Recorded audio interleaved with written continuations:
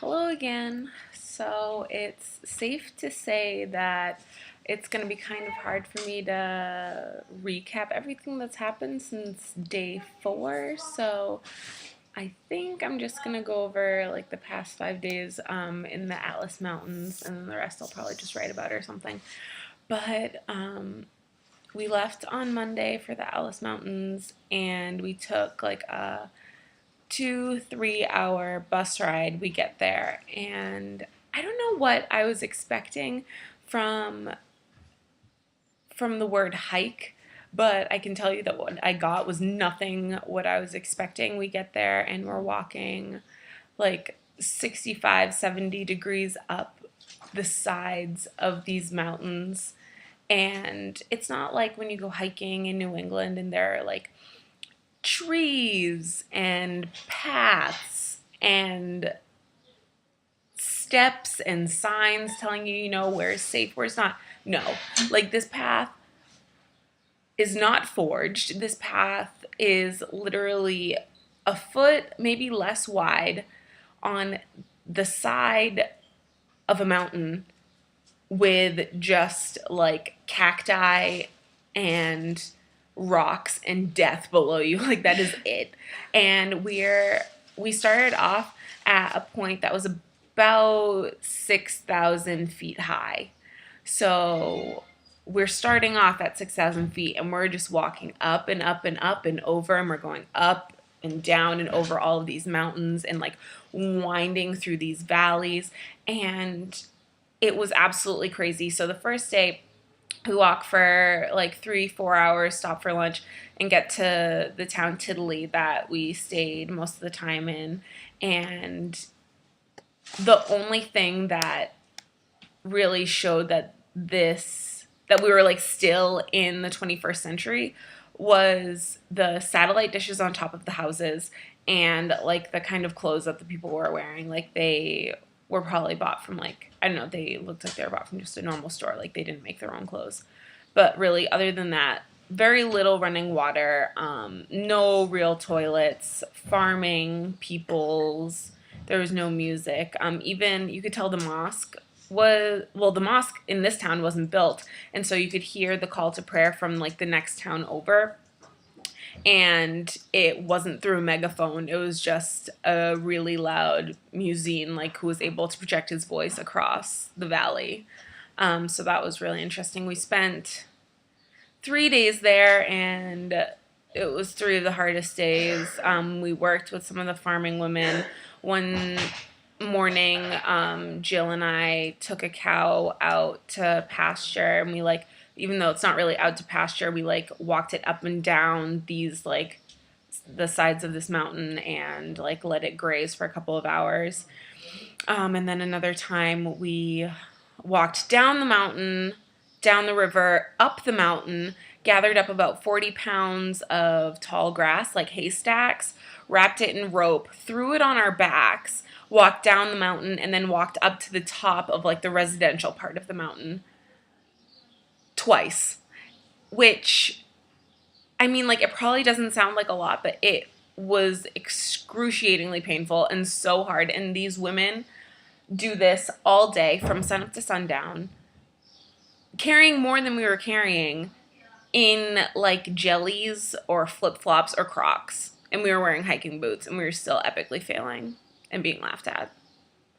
So it really, I don't know, it just sort of brought some things into perspective. It was just really different. And then we left Tiddly, and at first we were under the impression that our second hike was going to be like, I thought it was going to be like 5 hours, just like a little bit longer than the first day. Nope. We wake up, or right before we go to bed the night before. So this hike is going to be 8 hours. What? 8 hours? 8 hours of hiking. So it ended up being like 7 hours 15. We made really good time, and that's with like an hour and a half lunch break. But the first hour and a half was uphill the whole way. Uphill, uphill, uphill, uphill, uphill. And again, it was at like 70-degree angle, like nothing to hold on to. And I'm clumsy, like I've got these little feet and this tall body, and I think that I am going to fall down the mountain. it just was not a good time to be had. I was so stressed, and everyone was so stressed. But I don't know, like I could have been a little bit more positive in hindsight, but I was just not happy. Not happy. I felt really led astray. Not led astray. I don't know. Bamboozled, I guess would be a better word. So, whatever, we're walking all day, and then we went through 3 villages, took a break, and then we went through 2 villages, and we were told, oh, the next village is where our, hostel's going to be. So I pick up the pace. I'm like walking really quickly, and we get into the village. We're walking in this really narrow street that's characteristic of these villages, and I see 2 of our guides like in this doorway, and I walk in, and there's like tile flooring. Mind you, the first place that we stayed in, it's not that it was bad, but like it was bad. Like it was something out of like a movie. Like we had like the squatting toilets that were really dirty. There were flies in the bathroom. There were flies in all of the rooms. It like, I don't know, it was really closed quarters. It wasn't really near anything. Like everything kind of smelled funny. This second place, tiled floors as you walk in. We like go down and it opens up into this humongous, beautiful living room overlooking the mountains, like with this disgustingly wonderful, picturesque view of this valley that we had just walked through. And so then I am totally overwhelmed. Like I got there probably like 6th, and people are already sitting on these couches drinking cola and eating Snickers bars. Now, for anyone who knows me, like I'm not really a soda drinker or a candy eater besides like jelly beans.